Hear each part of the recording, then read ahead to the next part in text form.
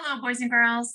Ms. Dow here, ready to show you some clay. And I know that you're super excited about finally getting back to clay after COVID. So even though it's only been a year and a half, you've actually missed 2 years of clay because we were just about to start clay. Some of you even done your plan when COVID began and we left school. So we're going to get right into it. We are doing our clay masks. So let's take a look at the process.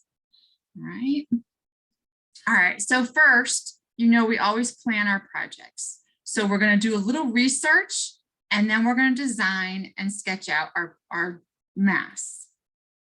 So the first thing we're going to do in our research, because good artists always do some research. Whenever I do a drawing, I always go and research what I'm trying to draw, looking at pictures and from various angles and sources.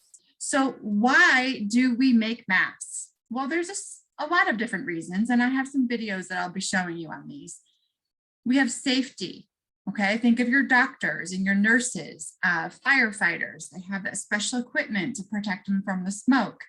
Any kind of worker with mechanical things has to often wear goggles, or like a scientist wears goggles in the lab. And then of course, we all know now where in COVID, we have the mask for COVID. Another reason might be culture or a holiday like Halloween or Mardi Gras. I think I spelled that wrong. Yeah, so Halloween, where we pretend to be something for just a little while. Another reason might be entertainment. Think of our movies, our heroes in movies where they have their secret identities. Okay, so they hide who they are so they don't have that, so they have their separate lives, right? They always want to have a separate lives, don't really want everybody to know who they are. Or theater, if you've ever been to the theater, there's a lot of different masks that you can see in a theater production. Another reason might be culture and religious ceremonies. So there could be some religious ceremonies where you have to cover your face or cover your head, like even a veil could be considered a mask. So there's a lot of different reasons that we have masks, and some of them have to do directly with how we identify. Some of them are for safety or for other purposes. So the second part of research is consider your own identity and culture. So think of the questions, what symbols and colors have meaning to you personally? We just did a project where we were talking about how colors represent certain emotions. Is there an emotion that you want to convey in your mask? What do you want others to know about you? Maybe it's things that you like, okay? When you consider your culture, sometimes people don't really know their culture, especially young age like you all in elementary school. Culture could be part of the things that you do, the things that you enjoy, like maybe your family loves on the weekends to go play soccer. That's part of your culture, all right? Or basketball, or maybe you all like going out to dinner. Those are different practices that you do as a family, and they become tradition, and that becomes your culture, okay? And America here, it's all, it's kind of a mix. And I think it's important that if you're new to the country, that you don't lose the culture that you came from. Unless, of course, it's something you don't really like. But I think it's very important to keep that. My family's been in America for generations and generations, hundreds of years. And so all my culture from Southern Sweden and France and England, those are all kind of lost. Even though they've had big influence on American culture. And number three, what aspects of your culture do you want to show? Okay, so this could be, if you're from Mexico, maybe you want to show some of those beautiful patterns that are in the ceremony clothing that we see in pictures, like the girls' dresses and the dances, or from I'm drawing a blank all of a sudden. Yep, it's gone. So we'll come back to it. Or maybe it's something related to Black culture with Kwanzaa Okay, there's all different things that you could bring into this. All right, so after you've done your research and you kind of have an idea of the things that you want to incorporate, it's time to design and sketch out your own mask. Keep in mind that it will look very different when you make it in clay. All right, you can see here, I sketched mine out, and I was going to stay there, and then I decided I want to color it. So I ended up finishing it off. So it's an actual drawing. So obviously there's parts of this that I'm not going to be able to do in clay. The fine details like I drew in here, that's not going to necessarily show in this clay. I might be able to put in a little bit of this detail. Definitely you'll be able to carve in some of this, and I'm going to make some coils for this part over here. But just want you to have the expectation and understand that some of this is going to look very different. If you were ever to have the opportunity to work with porcelain, porcelain is a different type of clay that you can get very fine. Like you can do really small coils. If you do really too small of a coil with this clay, it's likely that it will break. So we'll talk about that as we go. So let's get ready, okay? A lot of preparation with clay. The first thing we're going to do before we get to the day where we touch clay, I'm going to have you label a plastic bag with your name. You're going to choose a form to build on. And then the day of, when we start, you're going to have to clear your work area, which you should already be clear when you get there, but you're going to have to set up with the tools. You're going to need to push up your sleeves, remove any non-waterproof watches, because there's a good chance that you're going to get clay on it, and you need to be able to rinse it off. And if you have long hair, you probably want to pull yours back. I pulled mine up, even though today at school I was wearing it down, because you do not want hair in the clay. All right, if it gets in there just right, when I fire it, it can create an air pocket because the hair will burn up pretty quickly and leave an air pocket, and that can crack your clay. So you want to be very careful that the area is clear. You don't want little pieces of paper and all kinds of things, a piece of pencil or something, maybe from another class that left it there, like the tip of the pencil. You don't want anything on your desk. You cannot stress that enough. You want your clay to be clean. That said, when we're cleaning up, boys and girls, if you find a piece of clay on the floor, throw it in the trash. It's not good to you. It's just going to become dry, dusty, messy. Don't try to take it with you. I know some of you are going to be tempted to do that. Just don't. It dries hard as a rock, and that could be seen as something that you don't want to. So just throw it away. Do not put it back in with the clay. Do not put it in the sink. Capiche? All right. Is that my last one? Yeah, okay. All right, so let me switch real quick to my document camera.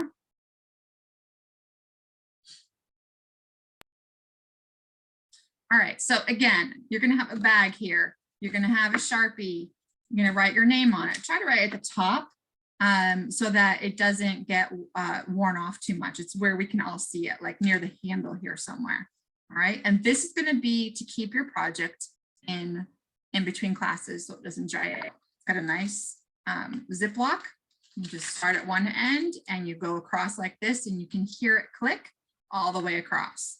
Okay, so that's going to be the step one. You're also going to have to choose a form, and I have 3 different forms for you to choose from. And this all depends on what you're building for a mask. Okay, if your mask is a little bit more human-like, mine is a little bit more human-like, so I'm going to stick with this one here. But if yours is more like an animal base or abstract, you can choose one of these. All right, and if you choose the foam one, you probably don't want to do the whole height because that's going to create a very heavy mask. But you'll have to play that by ear. But you might need that space because maybe you're extending some pieces off of it. All right, so that would be a good one for this. But pull off this sticker if you're using this one. All right, get rid of those. Now, the next part is you're going to need to set up your work area. Hopefully I can get it all in here in this little document camera. So you're going to have a board, okay, to work on. This is just going to keep it from sticking to the table. so that, because when you're rolling it out, and you'll see in a minute, you don't want to stick to the table. If it sticks to the table, which it will, when you go to pull it off, it ruins your work. It'll rip apart. So you need to do it on the masonite board. You're going to have 2 slats, and we'll have to share these at each table so that you can roll out the clay. You obviously will have a rolling pin also so that you can roll it out.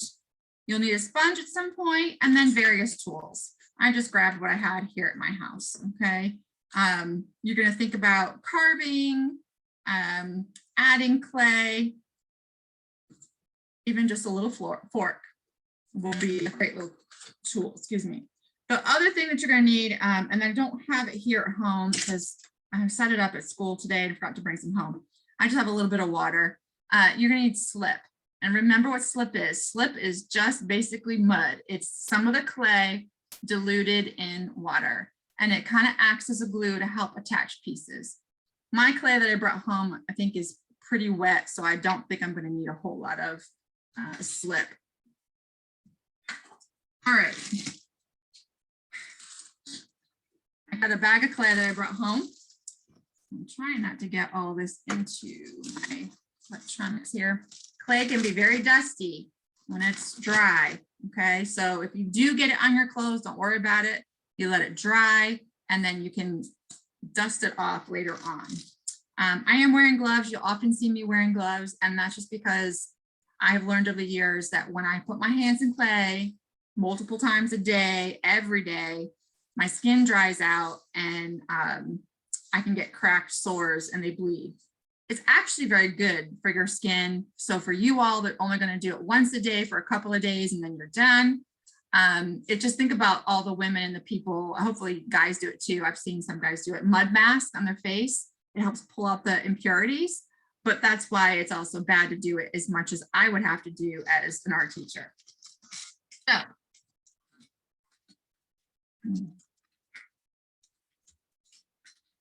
Some clay. I don't want to use too much right now for this demonstration purposes. Okay, so I'm just going to get a piece of clay. It is pretty wet, pretty soft. You're going to have to knead it and make sure that there are no air pockets. Remember a few minutes ago, I was talking about those air pockets. Guys, air pockets, it doesn't matter how beautiful your mask is, how long and hard you work on it. If you have an air pocket in there and we fire it, think of your physics, okay? Your physics. You have an air pocket in there. When it heats up, if you guys haven't learned yet, the molecules that we can't see, they start moving faster and faster and faster as they heat up. And eventually they create pressure and it pops the clay, and it just cracks sometimes into several pieces. Sometimes it just cracks into 2 or 3, but a lot of times it shatters. And what happens is sometimes it has such force that it actually pops and shatters the pieces that are around it. So it doesn't just break yours, it breaks others. So you're going to want to make sure that you really knead it. I'm giving you new clay, so it shouldn't be too difficult to do that. I'm just using my fingers, I'm linking them together, and I'm using the pressure between my hands to do this. You can do it on the board as well. Like my piece is pretty wet right now, so if I want to get some of that moisture out, the masonite board will pull some of the moisture out into the board. So you can just push it down on there, turn it on its end, and keep turning it. And you can see already some of that moisture is going into the board. All right, so if you do this too much, you will dry your clay out too much, and you don't want that. All right, so this is probably pretty good. Do 10 to 20 times. You should be pretty good. I'm not flattening it. Notice I'm not flattening. I'm just kind of squashing it into like a little ball, and then this way, and then this way. So I'm not folding it and making, because anytime you fold it, you could be trapping air. All right, so I'm just trying to knead it. All right. Now you should remember how to do this, this part, up to this part so far. I'm going to review. I'm not going to actually make my whole mask because I can't do that in the amount of time for this video. We won't watch this whole video all at once, but I'll make my mask at another time when I have time to sit. I'm going to flatten this out a little bit with my fingers. before I try to lay it down. You just put it in a ball and try to roll it. Often you'll end up with the it sticking to the pen. There's some try. All right, so I'm going to push down and roll away from me. Rolling towards you, see how it's moving everything? It's better to roll away from you. All right, and I have the slats here to guide it. See how the rolling pin is on both slats. That's going to keep it nice and level and keep the clay the same thickness. All right, and it's going to roll it out until I kind of get the shape of the mask on the head, right? All right, so that's how you make your slab. Once you have your slab, you can take it and put it onto your form. Now, you can't just stick it on the form because the clay is going to stick to it. And just like it would stick to the table and mess up when you try to peel it off, same thing could happen here. So I have newspaper in the classroom. I also have wax paper. You put the wax paper or the newspaper on the phone or on the, well, the phone is one of the forms, on the form. Otherwise, you can take this and then lay it on top. Like such. Okay, get it nice and centered. Shape it now. Get rid of some of this. Little desk. All right. Gonna kind of mold it on there. You can pick it up and you can see where you're pushing it. I'm putting my hands underneath and I'm gonna kind of push it into the mold. If you're using the face one, that'll give you some of the face. There's that nose. And then you don't have to really form that nose. But of course, if you're not doing a face, then you don't have to worry about it. All right, now the first thing we probably want to do is cut off the extra. Let's create the outside shape here. So I'm just going to cut away.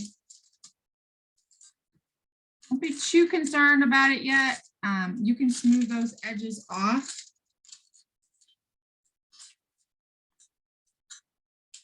All right. And again, I'm not going to be perfect when I do this because I want to try to be quick. All right. But basically afterwards, you can smooth that out with a sponge or a little bit of slip in your finger and you can just smooth it out. Okay. Don't spend too much time smoothing out now. You are going to be handling this a lot over the next 2 or 3 days, 4 days. And so any smoothing you do is probably going to be messed up. So save all the smoothing for the last thing you do. Okay. All right. So looking at my design, remembering it, I had 2 eyes. Now, I think I told you you had to cut the eyes out, at least my first group that I have that we started. I've changed my mind on that. You do not have to cut the eyes out if you don't want to. Okay. You can just carve them in there. One of the things that I've seen that works really well is to press them in. Don't build your eyes out unless you intentionally want the eyes look like they're bulging out at you. Okay. So unless that's your intention, don't make a little circle and stick it on there. Okay. Don't do that. You're going to push it in. So wherever, like this is my nose, I can push the clay inwards using a round tool and then do the bottom and see how I'm forming the eye. Okay. And then I can always use my other tools. One of the other tools I'll put in there for you are some of the old pencils so that you have a nice pointed tip.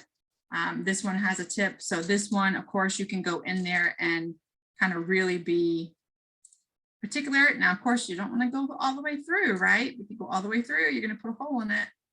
Okay. And then you can start doing other details like maybe the, this is where you kind of have to play a little bit. Use another tool to, I think I'll go this way, to make the circle of the eye, the pupil, right?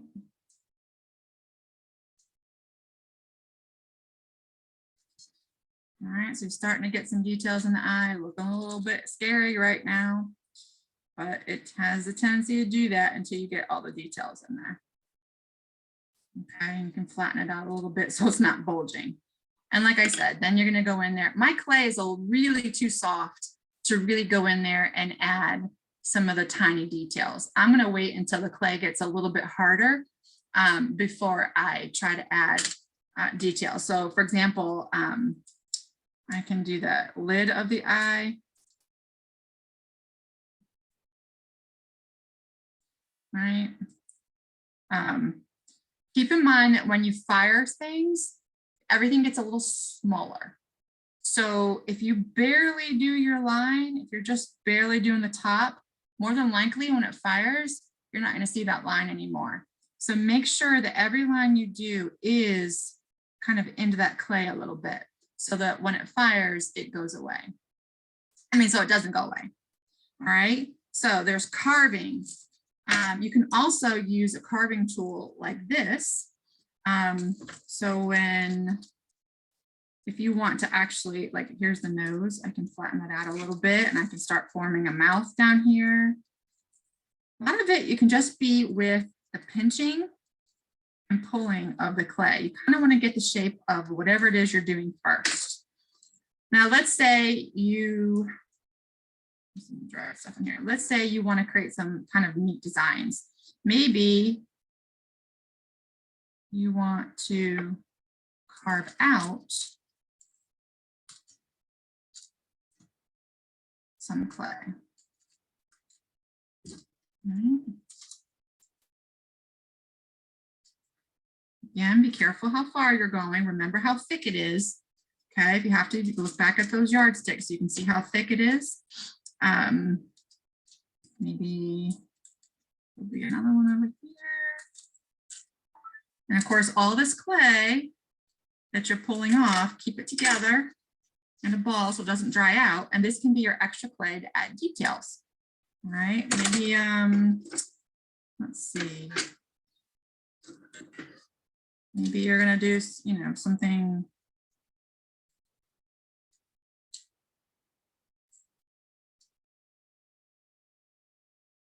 You're gonna get, when you start carving into the clay, you're gonna get all these little pilly things coming off. And you're just gonna be very careful and pick them off. And then you can smooth them out. You can actually use your tool and just kind of pull it back. Okay. Now, you guys are 4th and 5th graders. I know hopefully you remember a lot of this, but it's been a while, so I'm reviewing it all. Let's say you're ready to attach a piece, okay? I'm gonna make a coil. Roll it like a snake between your hands. I like starting it between my hands because I can feel the thickness. All right, you can roll it on the table gently, you don't have to squish it.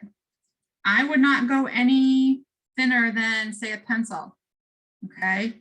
Like I said, this is not porcelain. There's a good chance that it could crack if it gets too small. And the reason why is because it will dry faster than the rest of your clay. And if it dries faster, remember it's shrinking as it dries. So if you have one piece and it's attached and it dries fast, it's going to shrink a lot more before the rest of it. So it's going to crack. All right. So this is where you want your slip and you do that scoring.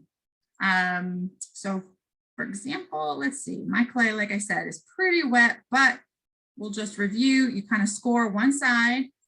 And then you can add some slip. In my case, I'm adding a little water. You kind of have to attach it. You're going to score it here. Rough it up a little bit where you're going to attach it. Maybe I'm not attaching this whole coil.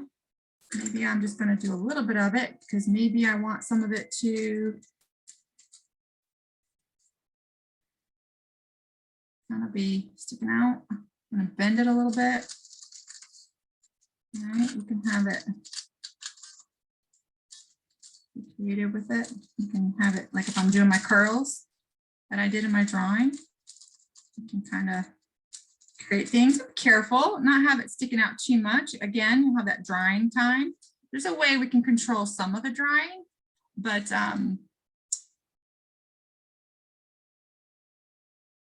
if you have something sticking off, we can control that drying a little bit, but only to a certain extent. All right, so there's carving, there's attaching pieces, coils, you made a slab, and I think probably pretty self-explanatory is if you do want to make an eye or hole somewhere, let's think about those things that you want to attach. Like if you want to attach the feathers or the straws or the yarn, you have to make a hole to do that. And I did not take out a, use one of my markers. Using the end of something like this would be a good idea to make those holes. Just stick it and push it all the way through. I'm putting my finger underneath so I can feel that the marker came all the way through. Okay. And then as the clay dries, we'll be able to take it off of the form when it's kind of hard, but not all the way. It's called leather dry. And we'll be able to smooth out any of those pieces that are stuck on the other side. You can break them off if they're too much. Yeah, so place those holes where you want them. You also might want to think about how you're going to hang this up. If you're going to hang this up when you get home, you need to have a couple of holes that you can attach some string with. So I would suggest, even if you're not attaching anything to this,